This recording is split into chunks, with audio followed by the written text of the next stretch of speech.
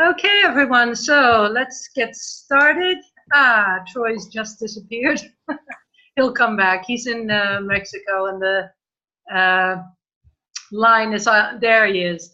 Line is not always so reliable. So tonight we're going to be having a presentation by Lee Welsh from Ubuntu in England, and he's going to share with us the concept of one small town and how that's going to be a way of working into a resource-based economy. Would you like to share your screen, Lee? Very much so. Thank you very much. I appreciate that. So let's see if we can get the right screen up. It will always be the right start. There we go. Right.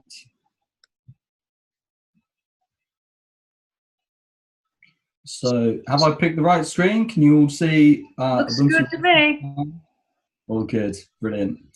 Okay, so thank you for this opportunity. I think that regardless of what we call it, it could be Ubuntu, one like the World Summit. It could be called the Venus Project. So many different labels and so many people that ultimately are heading towards a common goal. One of the things that really resonates with me are the words unity and higher consciousness, which is the strapline of the Ubuntu movement: unity, higher consciousness for a new world. And that's what really pulled me in, is really the essence of that. When Charlotte had approached me about the presentation of the One Small Town and how it moved us towards a resource-based economy, it was quite a different take for me, because I hadn't really seen the One Small Town as something heading towards a resource-based economy. And the reason for that is there's so much focus on people.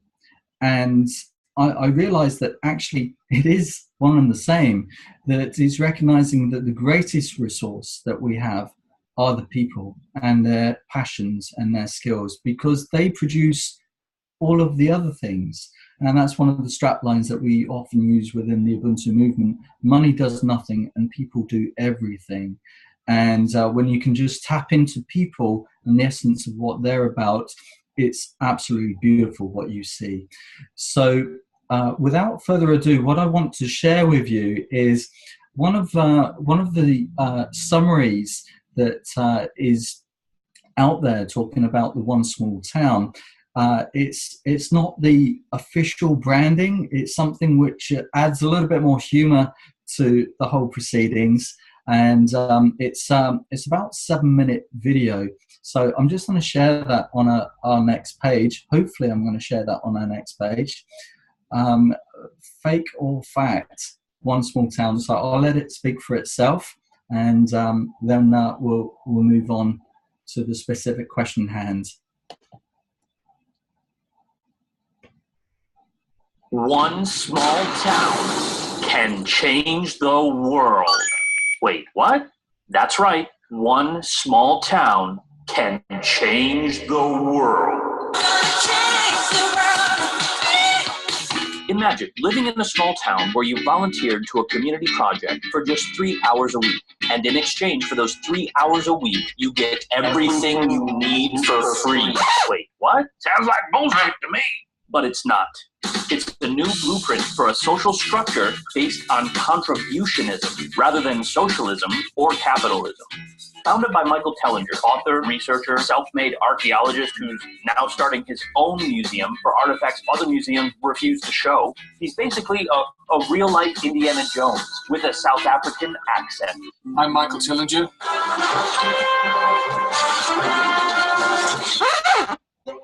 We live in a market economy where goods and services, labor, even our ideas are given a market value and turned into capital. That is when John Doe becomes John Doe, like on your bank statement. John has been capitalized. Really?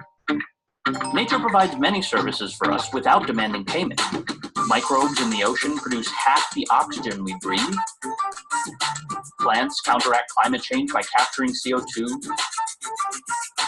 Wetlands purify water flowing into lakes and streams and us. Forests soak up rain, reducing the risk of floods. Worms turn waste into life-supporting soil. Mangroves protect coasts from storms. Fruits, nuts, vegetables, and other crops benefit from nature's pollinators. Woods and wetlands, prairies and ponds bring beauty to our lives, increase property values, and give living things a place to call home. Not to mention the oil and mineral wealth our planet offers us while asking nothing in return. Because we get these services free of charge, they have zero market value. In our market economy, that means nature has no value. Rather, it is viewed as a resource to be used and exploited to create capital. Maybe that is why market players like corporations have no problem polluting the environment, because a healthy environment has no market value. It's worthless to market players. Then it becomes too expensive to save the environment, because when corporations put a value on services nature provides, economists faint. It's a lie! They're lying! There's nothing there! It's a piece of dirt! Don't you understand that? Do you value your children at all? Or do you want to see them sent to a concentration camp? Wait, oh, I forgot. Dancing with the Stars is on. Never mind. Like Swiss company Climeworks, who are producing massive machines designed to suck CO2 out of the atmosphere for only $600 per ton of CO2. This project will cost $23 million, yet 1 acre of hemp absorbs 12 times that much CO2 for free. Enter contributionism, as defined by Michael Tellinger. Remember him? I'm Michael Tellinger. Contributionism is a system where nature and its services are viewed as a shared inheritance. This means we are free to make use of nature's goods and services, as long as we contribute to the society that is living in that area of the environment. By the way, society includes all harmonious life in that area. This means that instead of working for wages or trying to create value, we simply contribute to the society in the area that we find ourselves in. And all we need to live in that area will be given to us in return.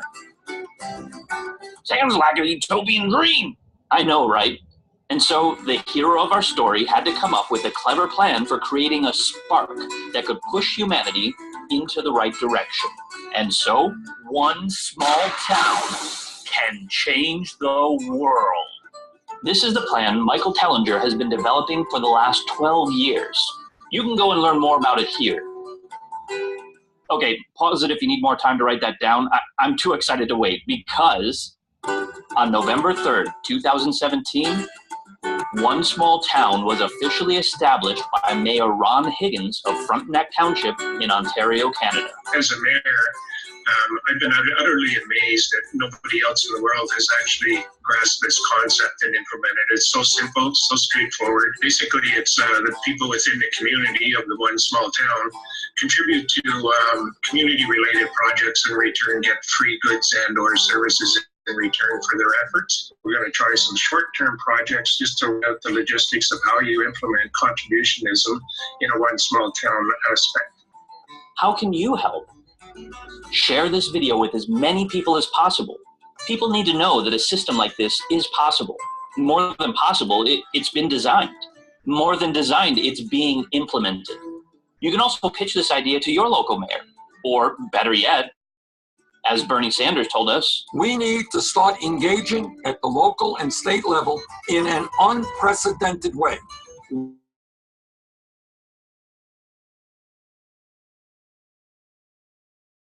We need a new generation of people actively involved in public service who are prepared to provide the quality of life the American people deserve. That's right. This is our revolution. I'll let Michael Tellinger, with his silky South African accent, finish. At this point, we realize that we don't need money at all. And yet, we have more money now than we've ever had before. Everyone will know that money does nothing and people do everything. And so, in a strange twist of fate, we use the tools that enslave us to free us from that slavery and build an unshakable foundation in which the tools of enslavement have no more effect. There has never been a simpler way to unite the people and create abundance and prosperity for everyone. And there has never been a more lucrative investment opportunity to conscious millionaires to participate in creating a true utopian future for everyone. So, which will be the first small town to start the domino effect? Just one small town that'll change the world. Why not yours?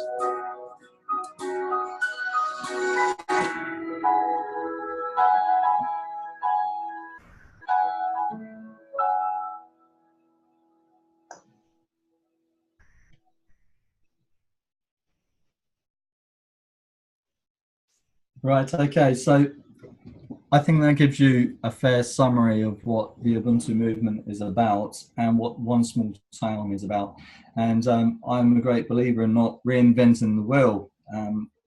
So I wanted to share that with you. Now, one of the things that also struck me really early on when I became more and more involved with the Ubuntu movement was the fact that we're all different. And so many times you hear about, oh, you've got to be doing this, you've got to be doing that. And in a context of the Ubuntu movement, and indeed I've heard this said about other movements, is that you know, we're all trying to achieve a common goal here. Why don't we just all unite and just do the same thing? And actually there is no need to do that, because we're all serving different functions.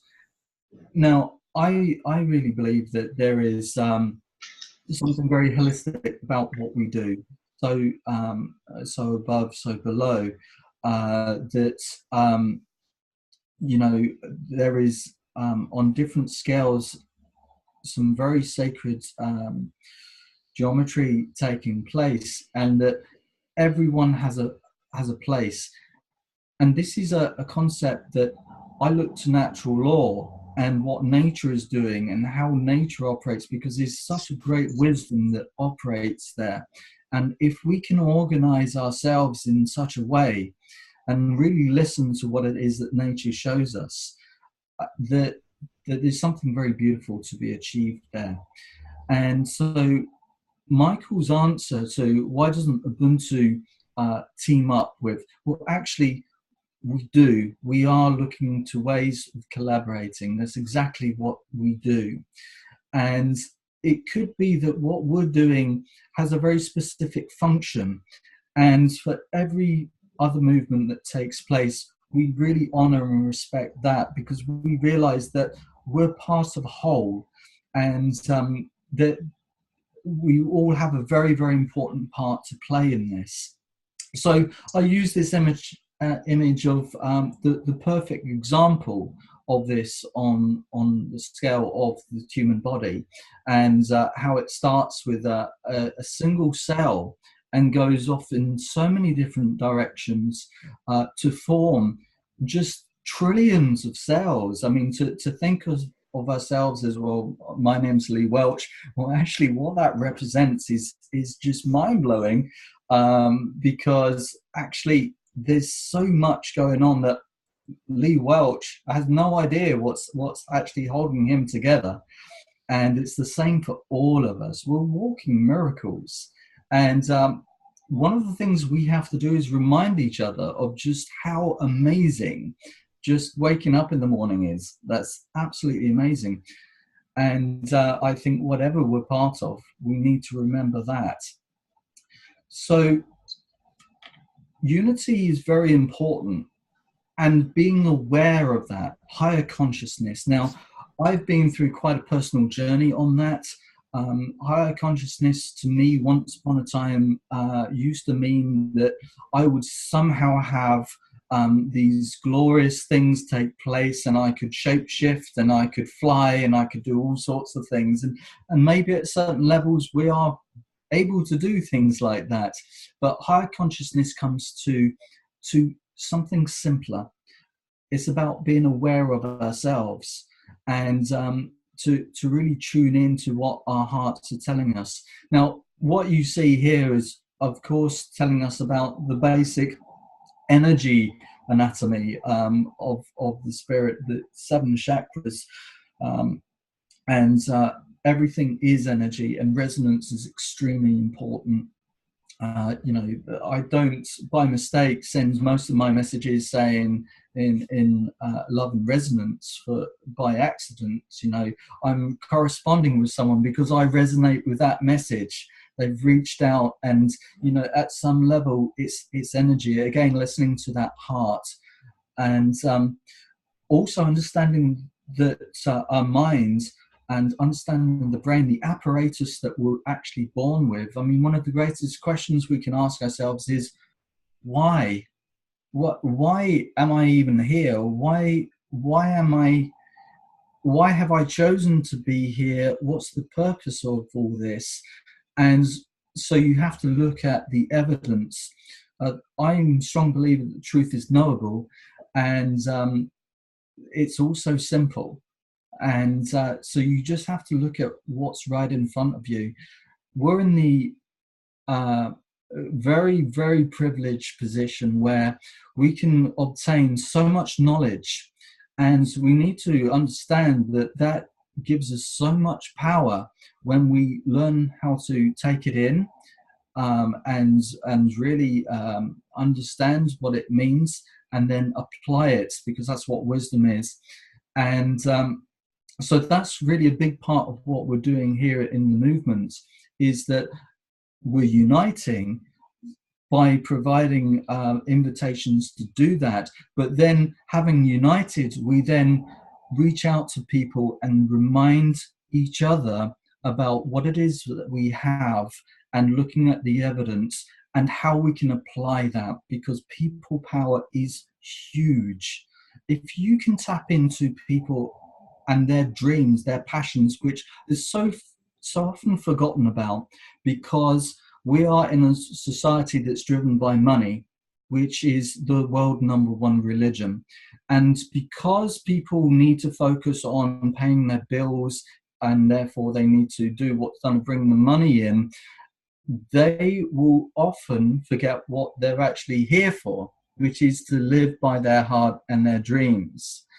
If they're in alignment with that, then the resources that they bring will be so powerful. Try and put in a process and a machine to deliver something in comparison to someone that has so much love and attention on that, because that's what they're born to do. It's infinitely grander than that. So we talk about the quantum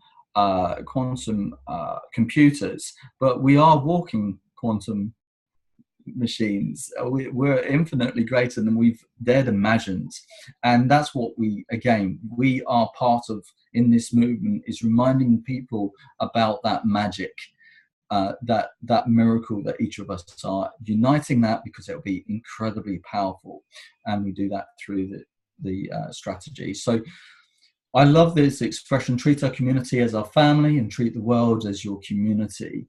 And really getting out the boxes, because we do live in boxes. The room I'm in right now is very square, and we have people living either side of us, and we're living in our own boxes. I go to work and we live in boxes, and so I work in this department, and this is my function. And to actually climb out of that box and go, whoa, okay, do you know what? The view's so much more beautiful from here. It's really important that we reach out and connect. So we have a mantra in Ubuntu contributionism. I think it's very important to repeat it. So the big idea is a world without money. This is something that really touched me before I knew about the Ubuntu movement. Years ago, I first heard through Conversations with God, Neil Donald Welsh, when he was talking about highly evolved beings, HEBs, and he was talking, or rather the material Conversations with God was talking about advanced societies do not need government, they do not need money, because it makes no sense to them. So when I first heard Michael Telliger talking about a world without money, it touched that because it made so much sense. And I thought, wow, this guy is not only talking about the problems, money is an obstacle to so many things. He's talking about a solution and the way that we could transition that way. No trade, no barter. That's something that people will often talk about, saying, oh, well, we're going back to the Stone Age, and they have misconceptions about where money comes from. And, that's very important because as soon as you say the value of this contribution is greater than that contribution, then suddenly there's a power game going on. And contribution offers a level playing field because we're all brothers and sisters in this. We're on the same planet. We're sharing the same resources. Why compete? This whole idea that competition is good is a complete myth. It's not good when you look at the evidence, not the way that we use competition within this capitalist environment. So I love the fact that it discards this high idea of barter and trade. No hierarchy. Human sovereignty is not about hierarchy because hierarchy is about control over others.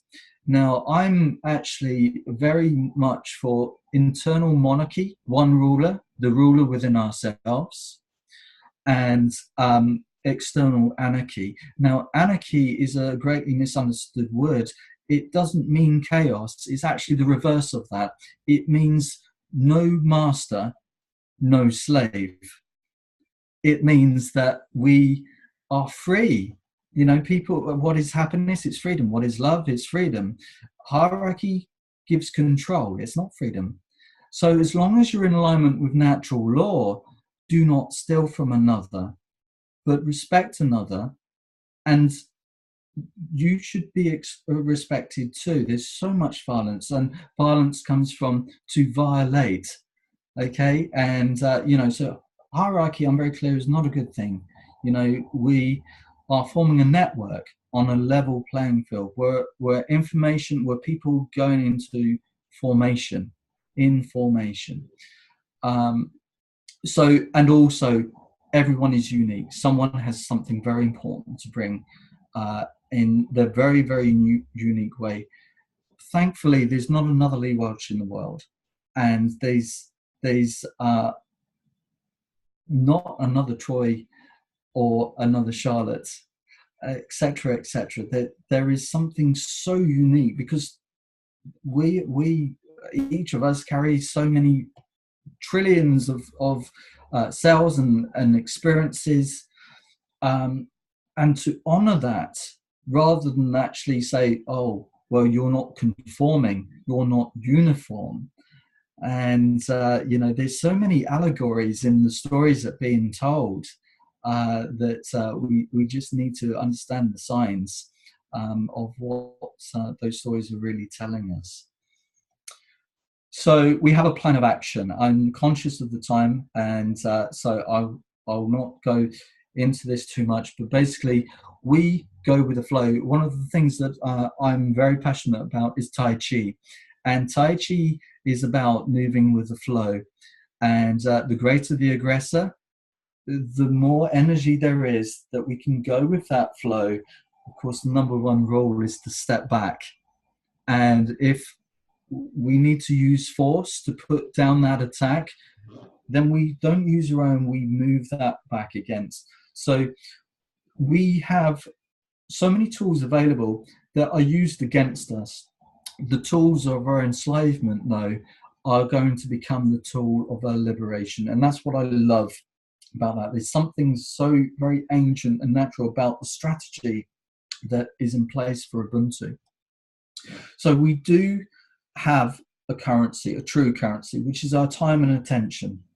And so the more people that are focused on the same thing at the same time, the more likely it's going to be to manifest. So there are so many different invitations that were being offered. And when you think about building a new world, your minds can just explode going, well, we could do that and we could do that. And what about this? And what about that? But actually, if we're focused on a common goal, and make sure that we're referring back to that and saying that's where we're heading towards. That's very important. So we have one strategy in 3 parts: the one small gathering, the one small project, and the one small town. Okay, so the one small town has already been presented. And the other elements are really, really simple. The one small gathering is nothing more than people going to a coffee shop or a venue and inviting other people in their area, or, you know, whoever can make that, to actually talk about this. It provides an invitation. And that invitation is so, so crucial, because it's that opportunity to remind people just how valuable it is. And there are many people out there that feel it's very, very hopeless. And, you know, against all the negative things, the messages that we're bombarded with, we can give an invitation to remind each other that it's not hopeless, very far from. One small project is simply that people are uniting to offer their contribution, which is in alignment with their skills and their passions. It's not a corporation saying, this is what we need, you've got to deliver that and we'll pay you this. It's about a person saying, this is who I am, this is what I wish to contribute, and providing them an enabler to contribute that and for something to come back in return.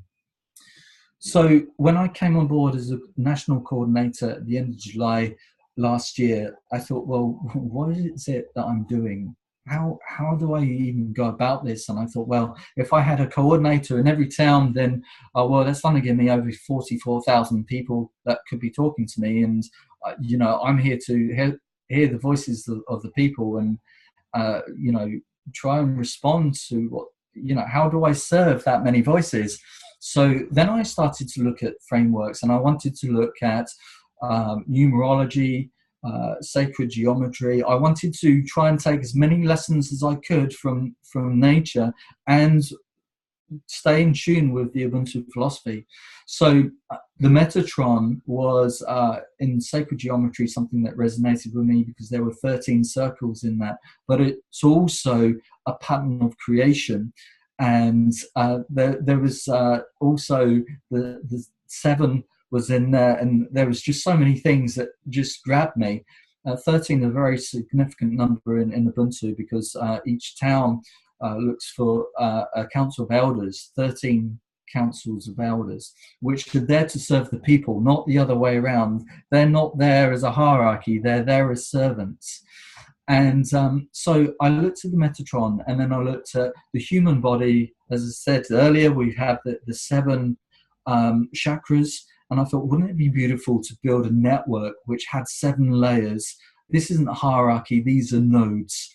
And so I saw, okay, well, if I had a coordinator placed in every community, within every town, and then a coordinator in every district, every county, every region, I thought, well, as a national coordinator, there's 9 regions here in England. I could listen to nine people, and each of them would be able to listen to the coordinators in their counties, and those counties would be able to listen to the voices would be heard. It's a network. And then I thought, well, this is about self-sustainability. And so I thought, well, if we repeat a pattern, so as a national coordinator, I'm developing a core team, and that core team consists of 13 circles, again, using that magic number. And I took these 13 themes of these circles, which I applied to the circles and no hierarchy, that when someone comes to me and says, my passion is art, then I'll say, brilliant, I have a circle of people dedicated to art and culture. Like attracts like. You work together towards this overall strategy of building one small town, one small project, one small gathering. I'm really passionate about infrastructure. I want to clothe, house, water, provide free energy. Brilliant. Join our infrastructure circle. And this blueprint, if it was repeated for a town coordinator and they're building this same thing, and for a county coordinator and they're building a core team using this infrastructure, that basically the people with the greatest gift in a particular area would serve the greatest population. So say we have a core team, an international core team, and we have someone who's an artist on master scale, absolutely beautiful. Their art will serve the world. And we would find out first at community level by listening through the coordinator network. So when it's built, the people will come. And that's absolutely crucial to understand that first we have to step out and believe and know that there's so much to offer within each individual, and we just need to provide the invitation to allow them to be it. We don't need to invent it, we just need to create the opportunity for them to actually speak their own truth and then organize that. And then where do we go in terms of resource-based economy? Well, the resources will come from the passions in such abundance, with so much glory we can't begin to imagine. It's not going to come from some computer program which is highly efficient in nearly the same way that can be delivered through human beings. The thought of transhumanism just popped through my mind. I'm not even going to go there, because with so much more, the vision that nature has is so much grander than the man-made designs that we hear about in some very dark places right now. And right now, we're providing the platforms, we're building the gatherings, we're building the relationships on an international level. I speak to people on a local, national, and international level as we get to know each other, get to know our individual passions and what we each bring to the table. There are things being delivered that, if we were doing it through a conventional model, would cost us millions. We wouldn't be able to afford to do what we're doing if we were doing it in a conventional model. But because we've reached the hearts and minds of people, we're delivering so much more than capitalism could on its own. And we're in the business of making contributionism easy, which means that we're looking at ways in which to provide easy means of inventory, which is very important in a resource-based economy, and being able to understand where the skill sets are, the food generating capabilities that we have. Some amazing projects are springing up here in the UK where people are literally saying, do you know what, we can grow our own food, and we can actually grow really good food, and we can really enjoy ourselves doing it and get this real sense of community at the same time. We're looking at Ubuntu coins and the way that people apply blockchain and cryptocurrency. We're always looking at the other tools that other people are making available as well through the talent exchanges that are out there. And these ways in which we're collaborating with other movements and people and their great ideas. Because what I'm really keen on is moving away from this volunteer approach. Voluntary charity isn't actually a great thing, because people are offering something and it seems like such a one-way street. Things should be circular. That's the way nature is.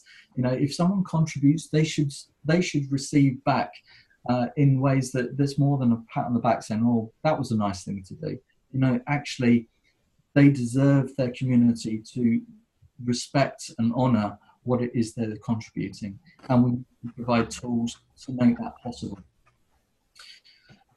So thank you very much. Thank you for being patient and listening to me talk about all of these things. I hope I haven't been too wordy and that there's been something really valuable for you. Ultimately, as I say, the one world religion is money, but our true currency is our time and attention, and how we spend it is so precious. So thank you, and if you have any questions, please let me know.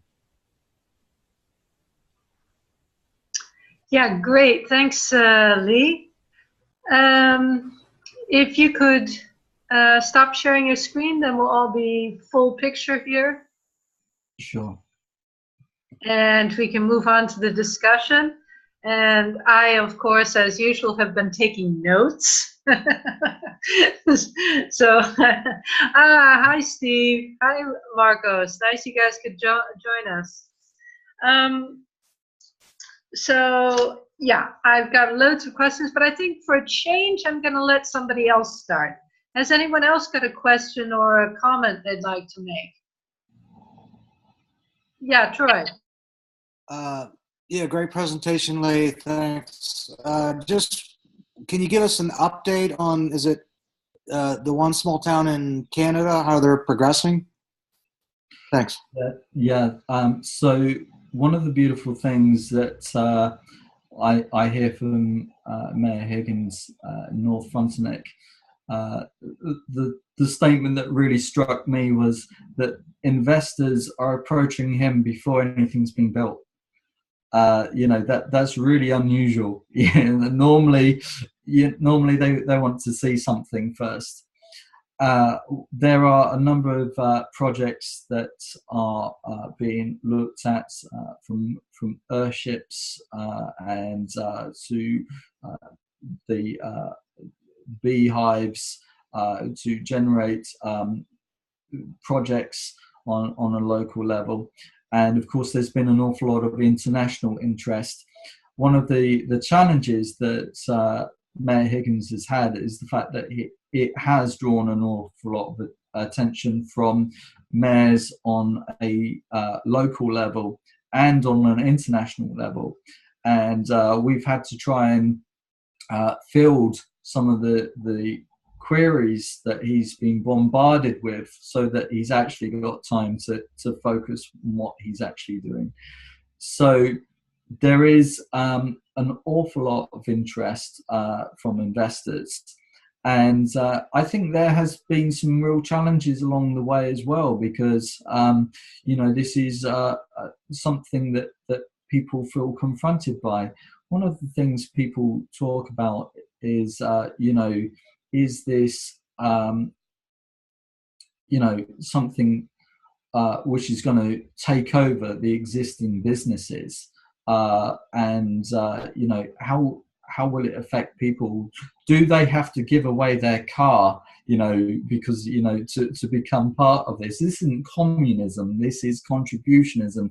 You do so of your own, your own free will. If you want to be part of it, if you contribute, you'll receive. If you don't want to be part of it, then you won't receive from this overall picture.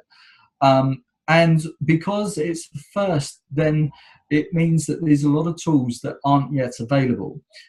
So contributionism requires, how do you record people's time? How do you know that they've contributed? How does, we have an outline, but how does the detail work? Because that infrastructure is not there. So we're really blessed by a growing international IT team that are helping to deliver those solutions. But because it's the first, it will take more time to actually build that infrastructure. But the beauty of it is that what we're building now will be repeatable, and it will be an enabler. So one of the things that an expression I heard in the last 3 months, which I love, is leaders go first. And to have someone have the courage to go forward with this in this way is absolutely beautiful. So yes, it is challenging. It is tough. Let's be frank about that. But it is happening as well, which is extremely exciting. Yeah, great. Good question, Troy. It was one of the ones I was going to ask as well. Anyone else got a question or anything they'd like to say? No? Well, I've got loads of questions. Maybe this will inspire some of you. Sort of going along that line, I mean, what I really like about the idea is the fact that it is recursive. As you say, it can be repeated. And I know that in systems theory, this is one of the elements of a stable system, You know, that things need to be scalable so that small systems that work can be spread and spread and spread. So I really like that. Yes. The question I have about it has to do with the drastic or, well, extreme ecological disorders that are on the planet now. I can totally see this idea of a small town growing more towns and more towns, but I don't see this happening in as exponential a process as we might like, and at the same time, the rest of the world continuing to pollute and misuse resources. So I'm sort of curious, what's Michael's, what is Ubuntu's take on this? Right, okay, so one of the things that needs to be emphasized is that the focus is on the one small town, not the one big city. And in a way, this, well, in a big way, this reverses the polarity as in the direction that we're being pushed towards. A lot of people are being driven away from the villages and being forced to commute into or move into cities. And you know, I'm not going to go into the whole smart cities and the whole direction that is. This actually places the onus on the self-sustainability and decentralization as opposed to centralization. This is about, after all, sovereignty, human sovereignty, whichever strategy we're aiming towards, that's really what we should be focusing on, is how do we become, take control of our own, how do we take responsibility on an individual level. So my focus as a coordinator isn't just to reach the small towns. The one small town is for populations of ideally 5,000 to 10,000 people. To try and start this in a city isn't realistic. We want to have a small town so we can look at what the skills and abilities are in that town and look to see how that becomes entirely self-sufficient. And to take that on city level is not scalable. But if we can actually prove with one small town, if we look at the population of small towns versus the population of, as in the number of small towns versus the number of cities, there's a lot more of them. So if we can prove, you know, there's towns and villages will certainly here in the UK increasingly be fighting for survival because the way that the funding is going, and they're in desperate need for solutions, and we're offering a solution. So if we can actually prove that, you know, prove the concept, then I think that our challenge will not be in finding the small town, but to be able to actually provide the resources and the education to enable them to actually facilitate this. But as I say, we're not just looking at one small town, we're also looking at one small gatherings and one small projects. And there are ways in which communities within cities can provide that sovereignty. So I talked about the way in which there's some beautiful things happening on growing food. You know what? People can grow their own food right inside their flat. You know, we can actually take the big ideas and apply them on a small scale. And the more that we educate one another as to how important and how easy that is with the right know-how, then, you know, even if we were in a city, we can still bring sovereignty for ourselves and one another. Yeah, I can, when you were talking about that, I mean, one of the things you mentioned about is to contribute to the life in all friendly life in the area. And I was thinking of a talk that I heard at Z-Day in Frankfurt a couple of weeks ago. And this also refers to what you just said about being able to grow your own food. And this presenter, he said, actually, the body really thrives the best when it eats food that is grown in the same kind of sunlight, the same light spectrum as what the eye is accustomed to.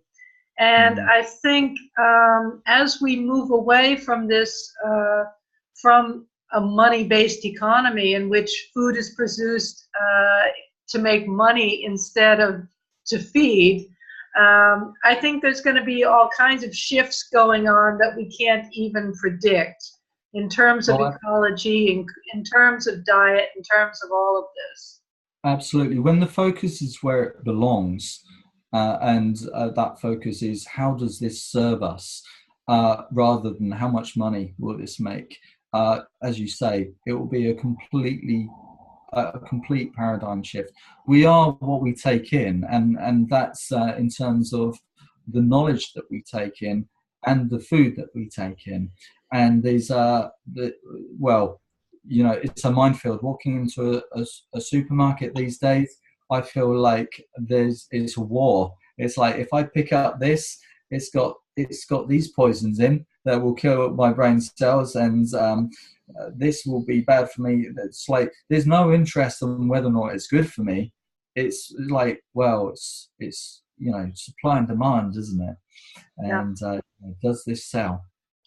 There was another interesting point you made that I'd like to get some more information on. You said contribution offers a level playing field. And that's a really interesting concept. And not wanting to, here's a spoiler alert, but we at the World Summit are also working at the same kind of level playing field.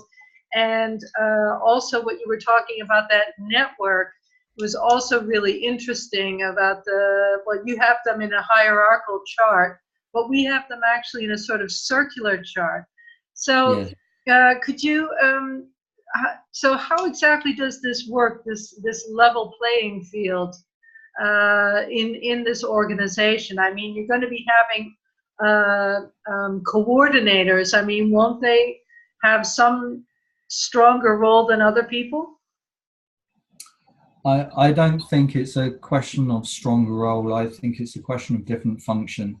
So a coordinator, as a coordinator, I feel that my role is to coordinate, and to coordinate I need to look and listen. And so when I speak, I like to really bring forward the views of the voices that have spoken to me. So the level playing field is I mean, you say that I presented a kind of like a hierarchical chart, but I was trying to illustrate something in two-dimensional, which is actually a three-dimensional thing. So it's really performing a different function on different scales. So what I would be doing on a national level, someone would be doing on a town level. Actually, the responsibility, you could argue that someone operating grassroots in a community would be so much more valuable than what someone's doing on a national level, because they're having the direct impact on those people. You could argue it either way, but it's really the function. You know, what difference, how are we serving our brothers and sisters? And, you know, so it really isn't about power, it's about function. Yeah. Okay.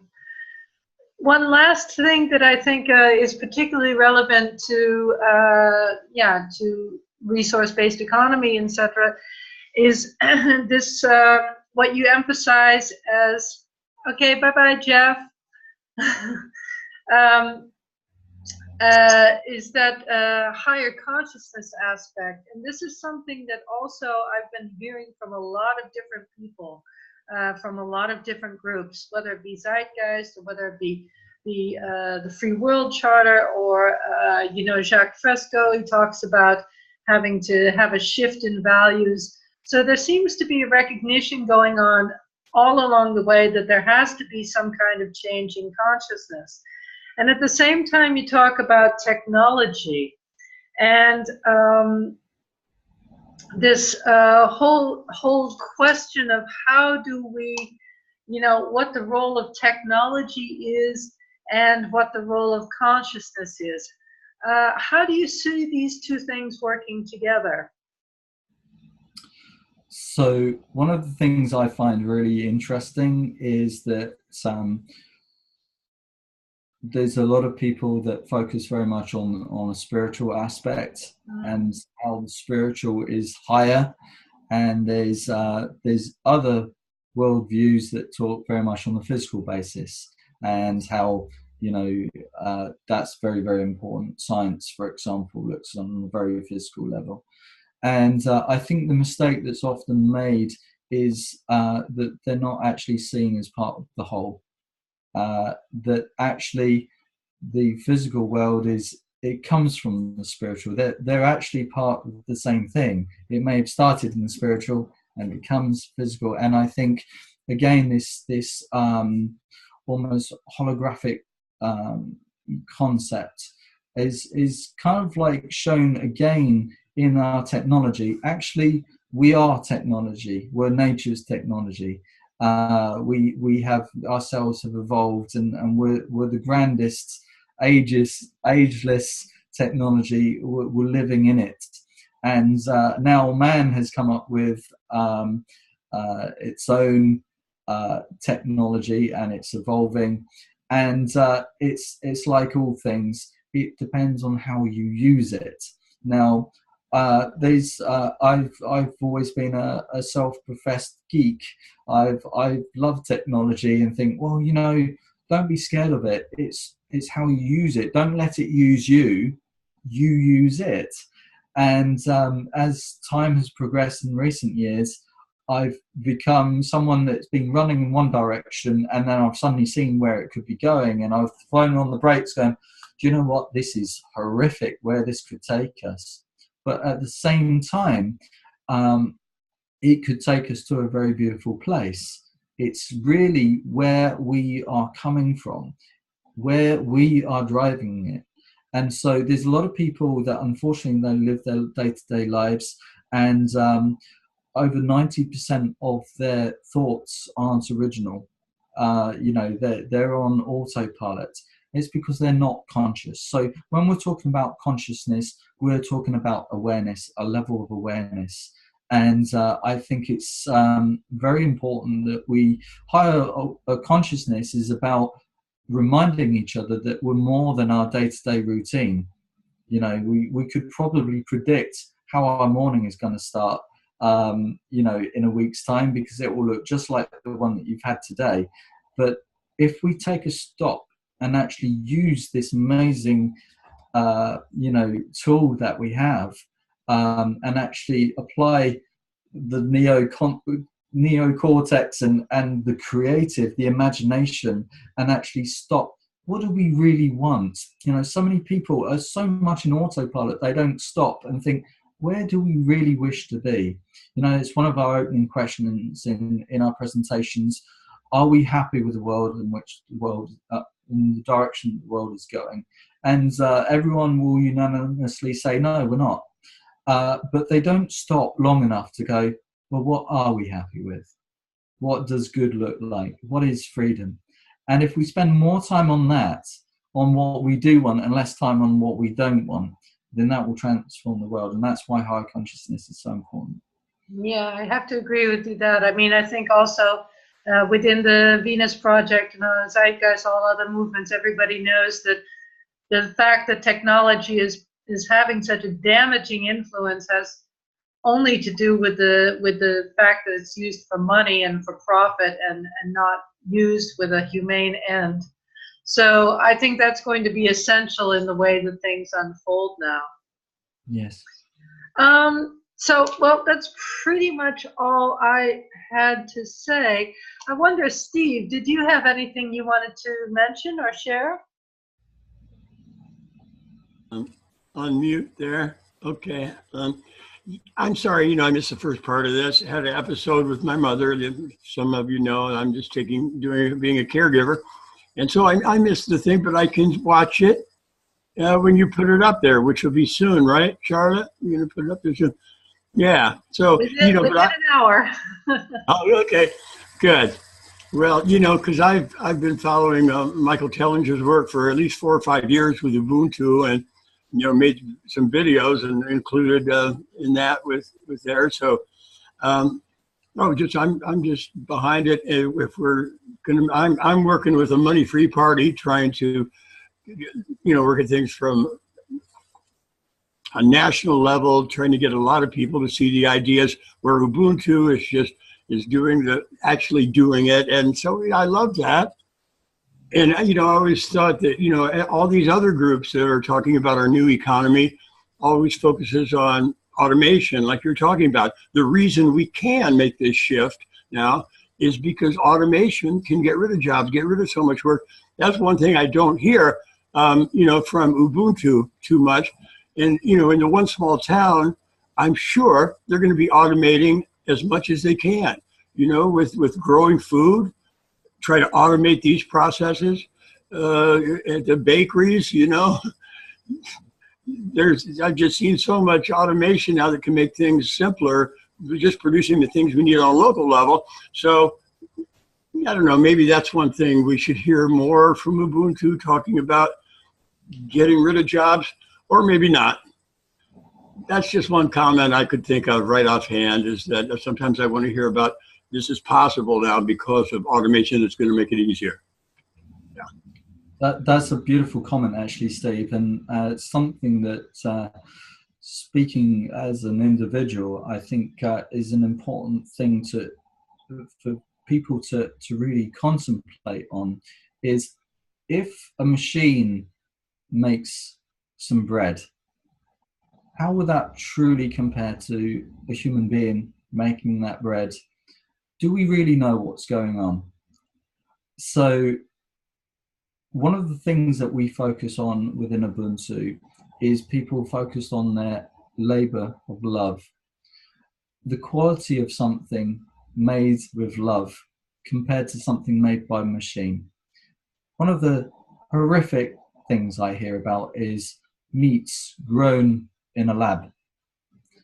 And for people to believe for a moment that the quality of that meat, what we take into our bodies, okay, let's take it to a physical construct. Are we really taking in the same quality that nature is giving us? Do we really know, okay, this bread is made from, and you've got the ingredients, but how much different? If we really look at the science, quantum science, and the energy, if everything is energy, and if someone puts in this human quality that a machine will never be able to provide. So that would be my challenge back on, well, we could automate it. Yeah, sure. Where's the love? I'm not sure I want everything automated. For what? If we automate everything, then what? What are we going to do? If that enables us to live our dreams and actually just get rid of the mundane things, great. No one wants to feel like a slave. Let some mindless mechanism operate. But, there's so many lost arts as a result of where we are already. We've thrown away and discarded some really, really important parts of our heritage by thinking that we've had this better way. And it wasn't better. Yeah, I'm just talking about the labor things. I understand totally what you say. Yeah, that people want to put their work into what they do. But if there's a road that's got to be built out there, best to bring in the machines, or crops, can be brought in with so much less manual labor. So that's what I'm talking about there. Yeah. And there's a place, but I also think that, like all things, there's a balance. And I think we're being pushed towards automation a lot more than is healthy. And I don't think it's an agenda that's there to serve the people. I think it's there to serve a power monopoly. Yeah, all right. Yeah, I have to agree on that. There's a clip going around from, I think, futurism, or was a while ago, of a robot making food, and everybody going, oh, that would be so wonderful if I had this wonderful robot making my food. And I thought, oh, but I love to cook. I don't want to, yeah, maybe sometime I want a robot to do it. Or maybe, but I think that's what's nice about the whole idea about contributionism. I like cooking for other people too. You know, I have this fantasy, you know, of living in this big commune and cooking for everybody. You know, I never have time to do it, but that's what I really do. And I think that's also in a resource, whether it's a resource-based economy or one small town or whatever. I think the point is, as long as we're not forced to work to make to be able to make enough money to pay for things in order to survive, as long as we can choose to do our passion, whatever it is, whether it's cooking or whether it's composing music or whatever it is, you know, that's that element. And also what you say, Lee, about food being the same, that's a question I always ask about agroponics. Am I saying it correctly? Aquaponics. Yeah, aquaponics.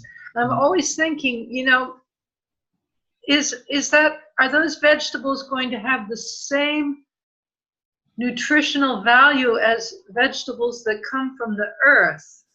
I mean, the earth, if you put your feet on the earth, you get electrons, you know, it's absolutely essential in your whole energetic well-being. So I'm thinking, wow, I mean, it sounds great. And I think if we're in an emergency in terms of food or something, then yes, then we have to do that. But I think, well, yeah, got to look at that really carefully. Sure. Yeah, and you know, I appreciate why, you know, they talk about providing meat through labs. On face value, it might seem logical and possible, but there are other solutions, and you know, that's a whole separate conversation. Absolutely. But it's not just accepting things on face value, but really knowing, and this is where the higher consciousness comes in as well, to really look at the options and apply the wisdom, which we can only do by having enough knowledge and taking that forward and doing our due diligence properly. Nuno, did you have anything you wanted to share or ask? No? Any last comments, Troy? Yes, if I may. It's kind of a two-part question, Lee, and one which I think the World Summit has been struggling with a little bit, and that is, you know, how much to or not to monetize what we're doing. And you know, I have a personal belief that money tends to corrupt just about everything, and some see it as a tool. You could say it's a technology, but I don't think it's a neutral technology. I think it's inherently flawed and corrupting. And so we're wrestling, I think, with this notion of having a world summit, you know, cryptocurrency or coin or whatever. And I struggle with that personally. And well, so the two parts are, number one, as part of the contributionist model, do you accept cash contributions? And if so, how do you deal with the corrupting influence of that? And number two, I noticed you seem to have embraced the idea of an Ubuntu coin, so cryptocurrency. So how do you know, that's a debate as to whether cryptocurrency is a distraction or a transitionary step. So what are your thoughts on that? Okay, great questions. And you know, there's been a lot of conversations on these points. One of the key things that I took away from initial presentations I heard on Ubuntu was that money isn't intrinsically evil, it's the presence of it. And as you say, as soon as you bring money into the equation, it can have some very interesting consequences. What I do, I spend many hours dedicated to my function within Ubuntu, and I'm not paid a penny for it, and I'm really grateful for that, because I don't feel owned. I'm doing this because I'm passionate about what it is that we're doing. And you know, as soon as you know, if money comes into the fray and I start being paid for it, you know, that's mixed omens. That's an enabler in one way, because it means that I don't have to try and pay my bills through some other means. But at the same time, it's like, well, okay, it will have a different quality somehow to it. I don't know. I haven't experienced that, but I'm enjoying not being paid in a funny kind of way, if that makes sense. So the other thing is that one of the other things about Ubuntu philosophy is it talks about the minority rule versus the majority rule. And we're very accustomed to hearing, you know, well, okay, the majority of people have voted this way, and because the majority have voted this way, that's the right way. It's where we go. Let's take the Brexit vote here in the UK, very controversial. The vote was something like 51% people said, yes, we'll do Brexit. Now you can imagine how that divides people, because 51%, that's not too much of a majority going on there. Half the people win, half the people lose, and you know, the reality of, you know, who wins, who loses, that's a whole nother debate. So contributionism, what we like to see is, well, if we live in an abundant world, then we don't need to come up with one solution. You know, minority, it means that we can try all the different flavors, honoring the different approaches. And this is the viewpoint that I come to when it comes to the way in which we transition. We do have one goal. Our attention, our end game is to be in a moneyless society. We don't need money. And I don't think we need to come up with one solution. I'm quite happy that we try them all. The people that want to try cryptocurrency, let them try it. If they want to try cash, let them do that. One thing that I'm clear about is now that I understand fiat currency much better than I didn't even know what fiat currency was, where the banks generate X amount of money, but then you've got to pay back X amount plus interest. It means that, you know, it's a dog-eat-dog world and someone's going to lose. Well, you know, if there's winners and losers, then, you know, I want winners and winners. Yeah, I want, you know, we're on the same team, aren't we, if we're part of humanity? So the fiat currency is flawed.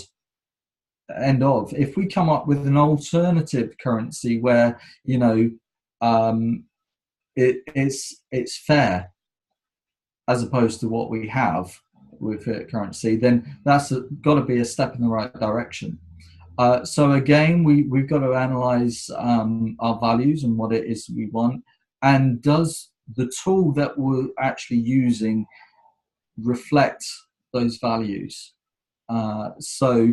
I think, you know, cryptocurrency, yeah, we are looking at that. I believe there is potentially great benefits from there, but then, you know, if the power grid suddenly goes down and we lose all electricity, how are we going to trade then? I'm not saying, you know, that would happen, but dependency on any one thing. And, you know, I think unitized thinking is very dangerous, to think that there is one solution and that's it. I'm not for that. Let's try it all. Let's do it all. I want my cake and I want to eat it, and try that flavor over there too. Yeah, I really like that, the idea of trying all those solutions. It reminds me of another thing from systems theory of requisite variety, which was something that I came across. Yeah, I'm constantly thinking about that, right?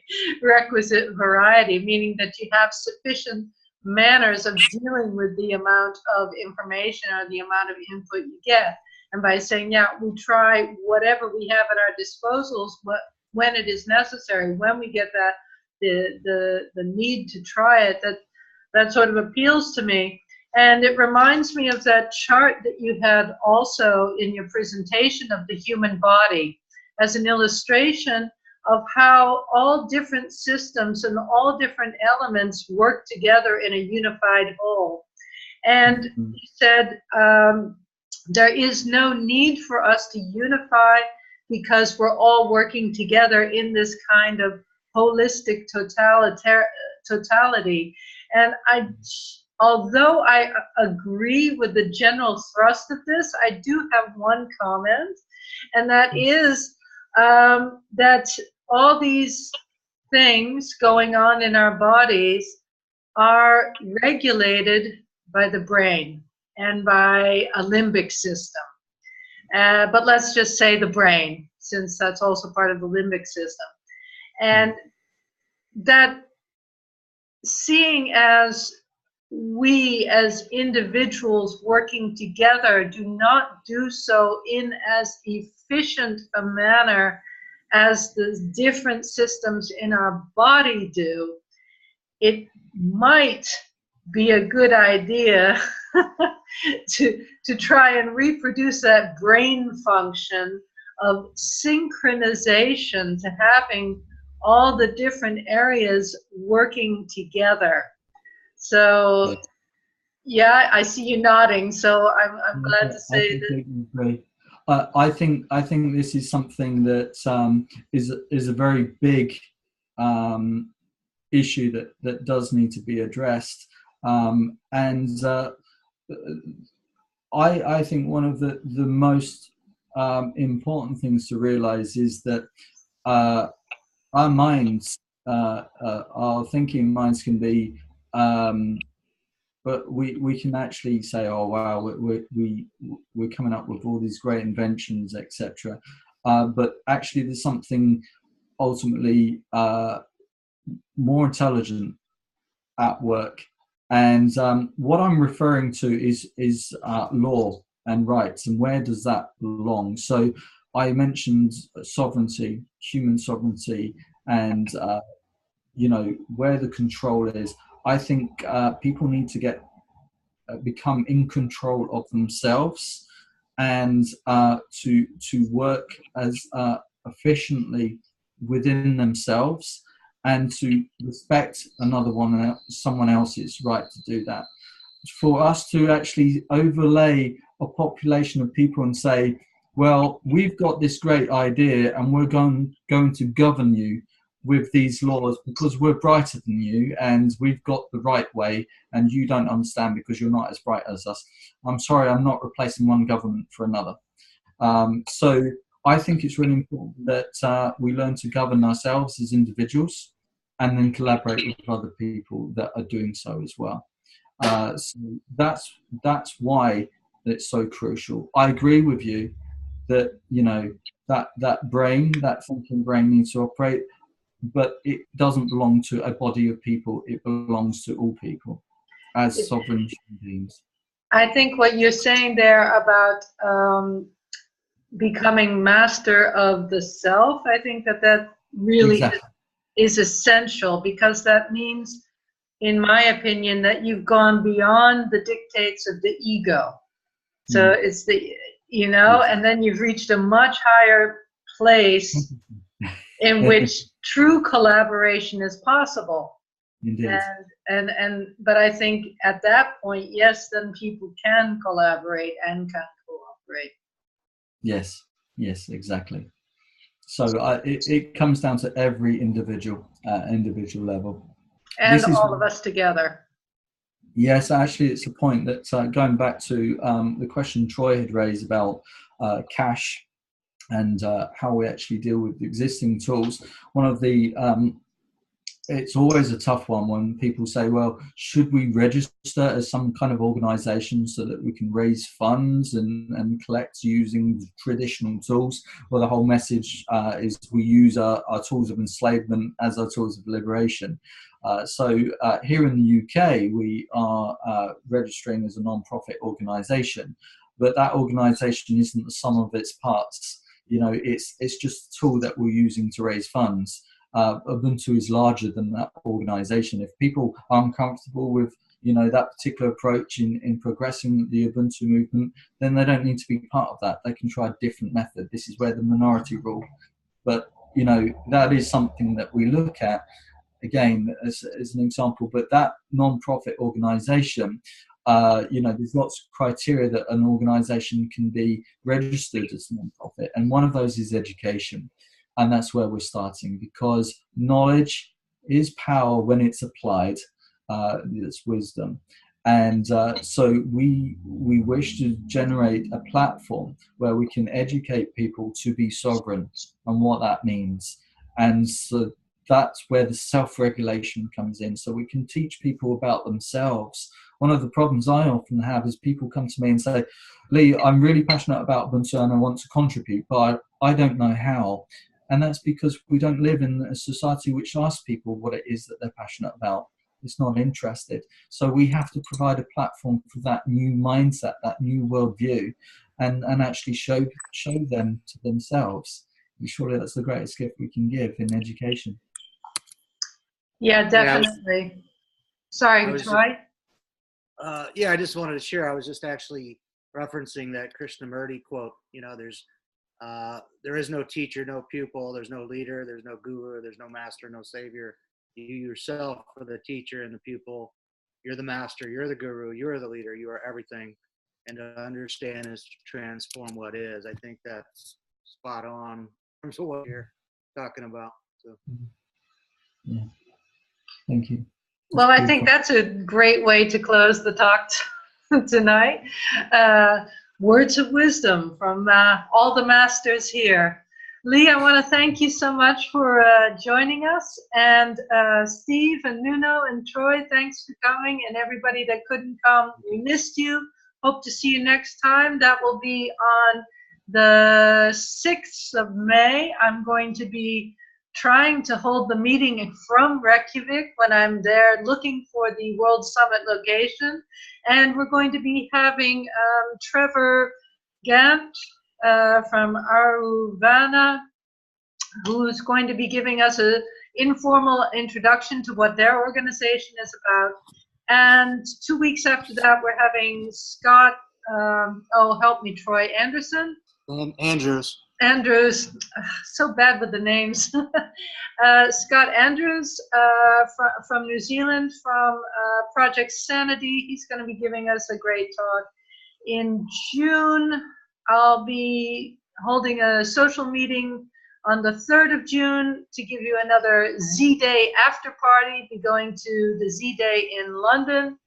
And in 2 weeks after that, we're having a Zeitgeist representative from New York who's going to be talking to us about diet, lifestyle, and the socio-economic implications. So we've got some more great speakers coming up.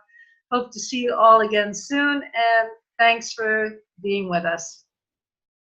Bye-bye. Bye-bye.